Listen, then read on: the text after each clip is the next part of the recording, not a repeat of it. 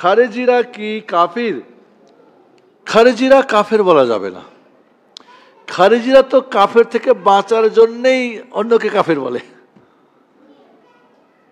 খারেজিরা মানে যত বাতিল ফিরকা কিয়ামত পর্যন্ত আসবে, রাসূল তো একটা কি ৭৩টা দলের কথা বলছে না, তো ৭২টা বাতিল ফিরকা আসবে। এই ৭২টার মধ্যে একটা ফিরকার একটা গ্রুপের তিনি কিছু তফসিল করেছেন, আর সেটা হলো খারেজি। এরা হলো তাহলে ভয়ঙ্কর, তাহলে সবচেয়ে ভয়ঙ্করের মধ্যে এরা খারেজিরা।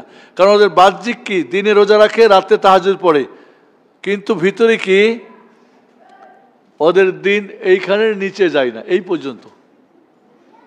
এবং যারা দিনদার, যারা মুমিন, তাদেরকে কাফের মনে করে। এবং খারেজিরা সর্বপ্রথম কাকে কাফের বলছিল জানেন? আশারে মুবাশশারের একজন, খোলাফায়ে রাশিদুনের একজন, আলী রাদিয়াল্লাহু তাআলা আনহুকে, মুআবিয়া রাদিয়াল্লাহু তাআলা আনহুকে, মুসা আশআরী রাদিয়াল্লাহু আনহুকে, আমর ইবনে আস সাহাবাদের কাফের বলছে। তো ওদের যদি ওদেরকে কাফের বলতে পারে তাদেরকে, তাহলে আমাদেরকে কাফের বলা তাদের কাছে কি ডাল ভাত না?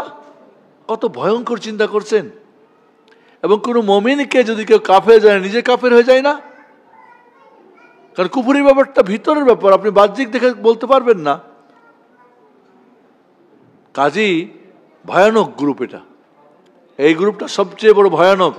এবং বাংলার মাটিতে এই গ্রুপটা বর্তমানে এবং এই মুহূর্তে খুব শক্তিশালী হচ্ছে, এই মুহূর্তে খুবই শক্তিশালী হয়ে যাচ্ছে এরা। তাহলে এই গ্রুপটার পিছনে, এই গ্রুপটার জন্ম কিন্তু ইহুদিদের থেকে। তাদের থেকে, এদের মূল ইহুদিদের থেকে।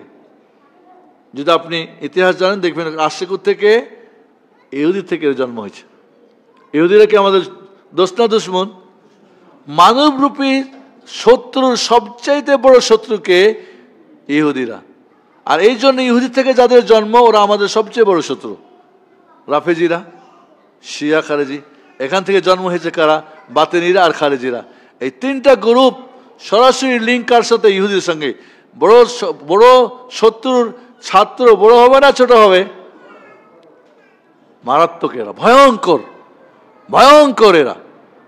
এবং এদেরকে সাহায্য করে ইহুদিরা সব সময়। ওরাই কিন্তু আমাদেরকে বলে ইহুদির দালাল। চোরের মান কি গলা বড় না? বড় গলা।